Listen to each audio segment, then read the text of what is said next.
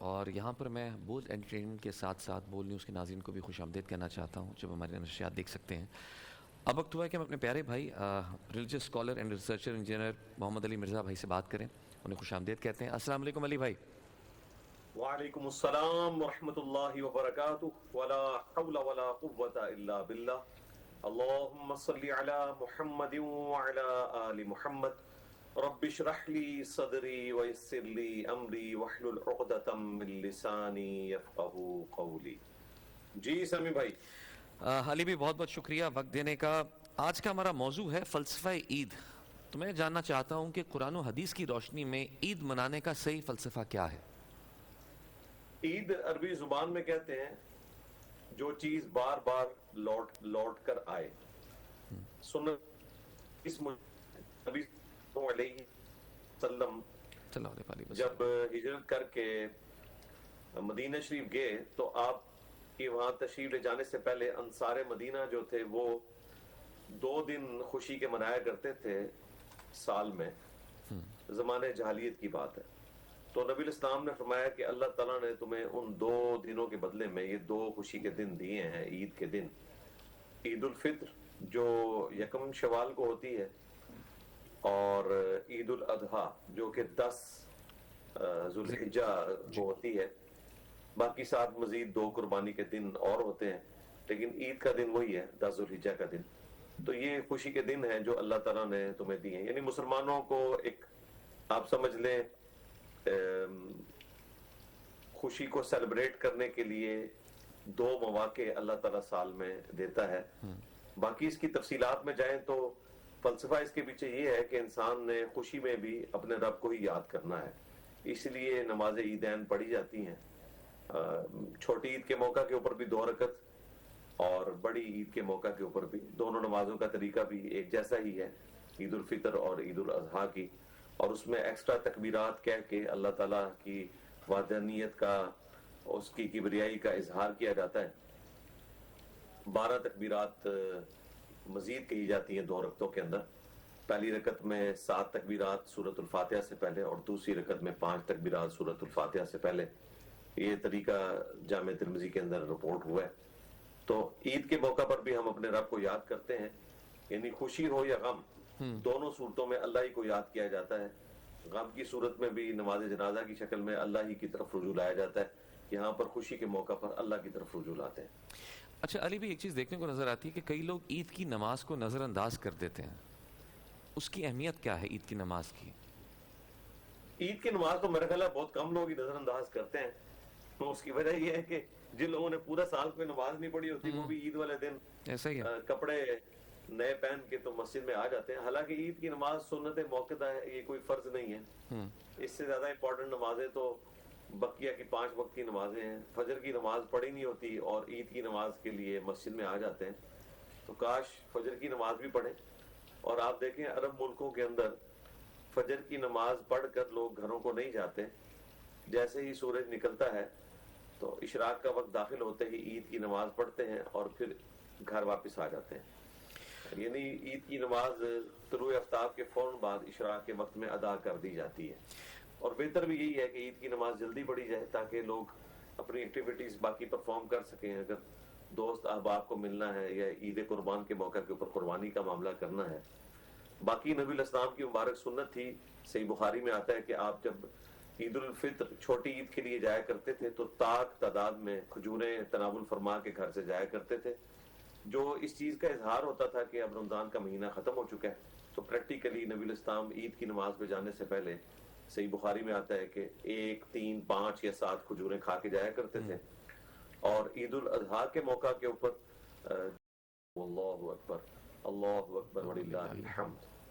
اچھا علی بھی آپ نے بتایا کہ حضور صلی اللہ علیہ وسلم مختلف راستہ بدل کر جایا کرتے تھے. میں نے ایک گھر میں سنا ہے کہ لائک جہاں نماز کے لیے جاتے ہیں داخل مسجد میں ایک دروازے سے ہوتے تھے, واپس دوسرے راستے سے آتے تھے. یہ بھی ٹھیک ہے یا پورا راستہ ہی بدلنا چاہیے؟ نہیں مسجد میں تو جاتے ہی نہیں تھے نا. نبی الاسلام کی تو بخاری مسلم میں جو سنت رپورٹ ہوئی ہے وہ یہ ہے کہ آپ نماز عیدین جو ہے وہ عیدگاہ میں اوپن گراؤنڈ میں پڑھا کرتے تھے.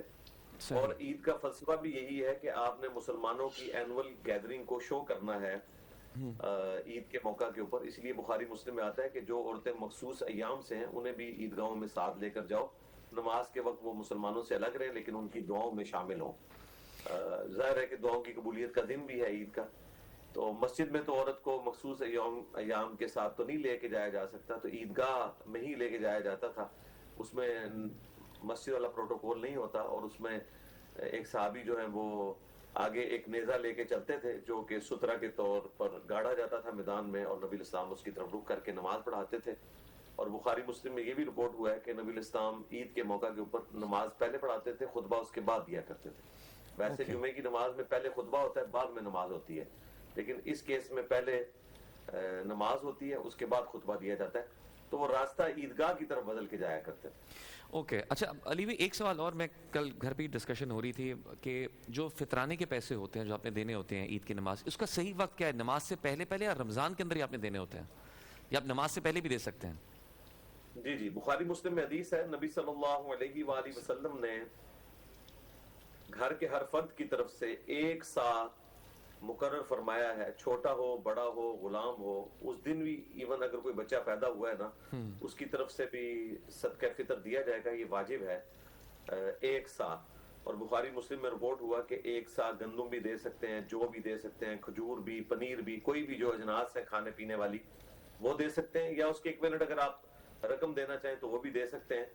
تو اس کی جو 1 سا کی میئرمنٹ ہے اس وقت, وہ سعودی عرب نے جو اپنا میوزیم مدینہ شریف میں بنایا ہے اس میں وہ میئرمنٹ کا انسٹرومنٹ رکھ دیا ہے. اس زمانے میں چیزیں تولی نہیں جاتی تھی, ماپی جاتی تھی. تو 1 سا کے اندر 4 مد ہوا کرتے تھے, جس طرح ہمارے 1 کلو گرام میں 4 پاؤ ہوتے ہیں. تو وہ انہوں نے ایک مد انسٹرومنٹ جو ہے وہ رکھ دیا ہے, لکڑی کی وہ گڈوی جس میں ماپا جاتا تھا. تو وہ 1 مد 4 مد ہوں گے تو 1 سا بنے گا. 1 سا آج کا بنتا ہے 2750 گرامز, یعنی 2.25 کلو گندم, یا آپ راؤنڈ آف کر لیں تو 3 کلو. 3 کلو کھجور بھی دے سکتے ہیں, آپ باجرہ بھی دے سکتے ہیں, جو بھی دے سکتے ہیں, گندم بھی, آٹا بھی, اپنی جو آپ کھاتے ہیں. اب یورپ میں جو رہ رہا ہے وہ اپنے ریٹ کو کیلکولیٹ کرے گا, سب کانٹیننٹ کا ریٹ نہیں لگائے گا وہ, تو اس کے مطابق آپ دیں گے. اور سنن نبی داؤد میں آتا ہے کہ نبی الاسلام نے اس لیے مقرر فرمایا تھا کہ تاکہ جو روزہ دار سے کوئی فوش گوئی ہو جاتی ہے روزے کی حالت میں, اس کا ایکویلنٹ ہو جائے اور مسکینوں کے لیے ایک سپورٹیو چیز ہو جائے. اور بخاری مسلم میں الفاظ ہیں کہ یہ صدقہ فطر آپ نے عید کی نماز سے پہلے ادا کرنا ہے. عید کے بعد جو ادا کرے گا وہ عام صدقہ شمار ہوگا, عید کی نماز سے پہلے ادا کرنا ہے. آپ 2-3 دن پہلے بھی دے سکتے ہیں, 27ویں روزے کو دے دیں, 28ویں کو دے دیں, لیکن لیٹ بھی ہو جائیں تو عید کی نماز سے پہلے آپ نے اس کو ادا کرنا ہے. ادروائز یہ آپ کا صدقہ فطر ٹرو اسپرٹ میں ادا نہیں ہوگا. جس طرح نماز وقت گزار کے پڑھی جاتی ہے تو وہ والا معاملہ ہو جائے گا. وہ بخاری مسلم میں موجود ہے کہ عید کی نماز سے پہلے ادا کرنا. اچھا علی بھی ایک سوال ہے کہ جو عید پہ ہمارے یہاں ہے کہ نئے کپڑے پہننے کا رواج, یہ پچھلے کچھ سالوں میں کچھ عرصے میں شامل ہوا ہے یا شروع سے یہ حصہ ہے عید کا, یہ جو ظاہری ایک تیاری ہے؟ اسلام کی مبارک سنت ہے عید کے موقع کے اوپر نیا لباس زیب تن کرنا, لیکن یہ کوئی واجبیات میں, اس میں واجبات میں نہیں آتا کہ آپ نے ضروری نئے کپڑے پہننے ہیں. اگر آپ کے پاس آلریڈی کپڑے موجود ہیں تو انہیں کو دھو کر پہنے. میں تو کئی سالوں سے جو میرے پرانے سوٹ ہیں میں واش اینڈ ویئر یا پہن رہا ہوں. پہلے کسی زمانے میں کاٹن بڑے شوق سے پہنتا تھا, لیکن وہ کاٹن تو ہر 2-3 سال کے بعد پھٹ جاتی ہے, لیکن واش اینڈ ویئر تو آپ کی 10-15 سال. میرے پاس تو 2001 کا بھی میرا ایک سوٹ موجود ہے, وہ میں آج تک وہی پہنتا ہوں. آج 2026 ہو چکا ہے.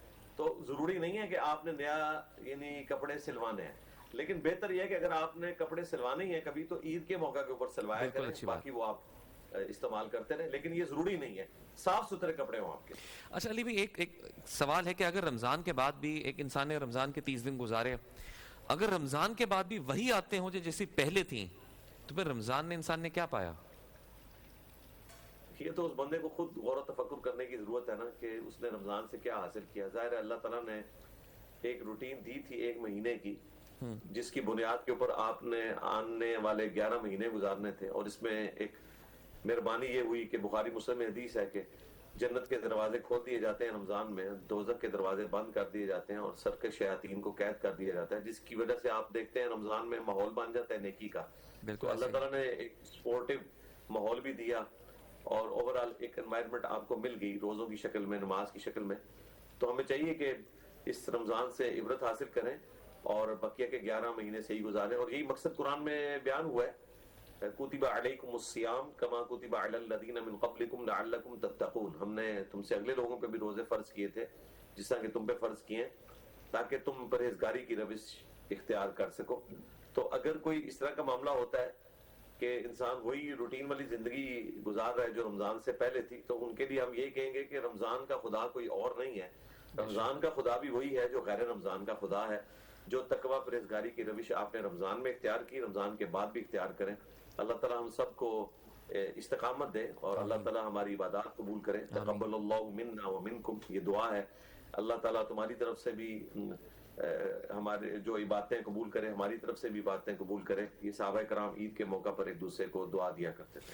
اچھا علی بھائی، ایک سوال ہے کہ فرض کریں ایک پورا رمضان ہمیں احساس دلاتا ہے کہ ہم دوسروں کا خیال کریں اور بھی آپ کو نیک اعمال سکھاتا ہے. اگر عید کے دن ہمارے آس پاس کوئی ایک ضرورت مند ہے جو اپنی مجبوریوں کی وجہ سے عید نہیں منا پا رہا ہے یا عید کی خوشیوں سے محروم رہ جائے، تو کیا اس کی وجہ سے ہماری عید بھی مکمل سمجھی جائے گی کہ نہیں، یا ہماری ذمہ داری ہے کہ اس کی عید بھی مکمل کرائیں، اس کے ساتھ جی صدقہ فطر کے بارے میں تو میں نے یہی بتایا نا. سنن ابی داؤد میں حدیث ہے، نبی علیہ السلام نے مساکین کی مدد کے لیے اس کو مقرر کیا تھا. تو صدقہ فطر دیں، اور ضروری نہیں کہ آپ نے گندم کے ریٹ پہ دینا ہے. گندم کا ریٹ تو 150 روپے کلو ہے. تو یہ اگر آپ 3 کلو کا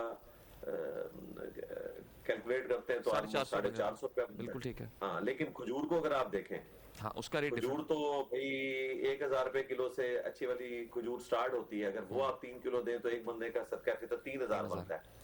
اور گھر میں اگر آپ کے 5 افراد ہیں تو یہ 15000 روپے بنتا ہے. تو اچھی خاصی رقم ہے اس دور کے اندر. تو آپ ان کا خیال رکھیں ضرور، لیکن اس میں ساتھ یہ بھی خیال رکھیں کہ آپ کے سب سے زیادہ حقدار آپ کے قریبی رشتہ دار ہیں، آپ کے محلے دار ہیں، اور بعد میں باقی لوگ ہیں. لوگ عید کی نماز کے لیے جاتے ہیں، وہاں پہ پروفیشنل مانگنے والے بیٹھے ہوئے ہوتے ہیں اور وہی سب سے لے رہے ہوتے ہیں. ان کا تو حال یہ ہے کہ اس وقت بے نظیر انکم سپورٹ پروگرام سے بھی راشن لے کے تو وہ آدھی قیمت کے اوپر دکانداروں کو دوبارہ سے بیچ دیتے ہیں. میں ان دکانداروں کو بھی وارن کروں گا کہ یہ آپ حرام کما رہے ہیں جو آپ یہ آدھی قیمت کے اوپر یہ بے نظیر انکم سپورٹ پروگرام کے تحت لوگوں کو ملنے والی جو خوراک ہے وہ خریدتے ہیں. اس طرح یہ آپ اپنے بچوں کو حرام کا رزق کھلا رہے ہیں اور اس کا وبال آپ دنیا میں بھی چکھیں گے اور آخرت میں بھی. اللہ سے ڈر جائیں. گورنمنٹ کا کام بھی ہے کہ وہ ان چیزوں کے اوپر نظر رکھے کہ کون سے پروفیشنل لوگ ہیں ان کو اوائڈ کیا جائے اور جو سفید پوش لوگ ہیں ان تک یہ امداد پہنچائی جائے.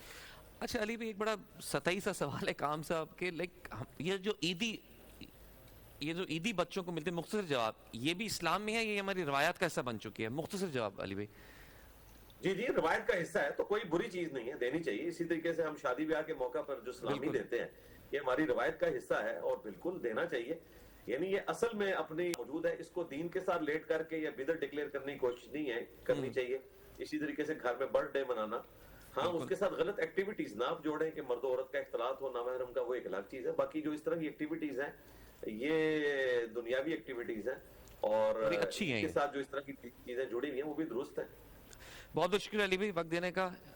انشاءاللہ اگر اللہ پاک نے ہمیں کل کا روزہ بھی نصیب فرمایا تو کل پھر آپ سے ملاقات ہوگی. اپنا خیال رکھیے. جی انشاءاللہ روزہ نصیب ہوگا، ہم آپ کو پہلے پریڈکٹ کر رہے ہیں. انشاءاللہ کل پھر آپ سے ملاقات ہوگی. اپنا خیال رکھیے گا علی بھائی. شکریہ.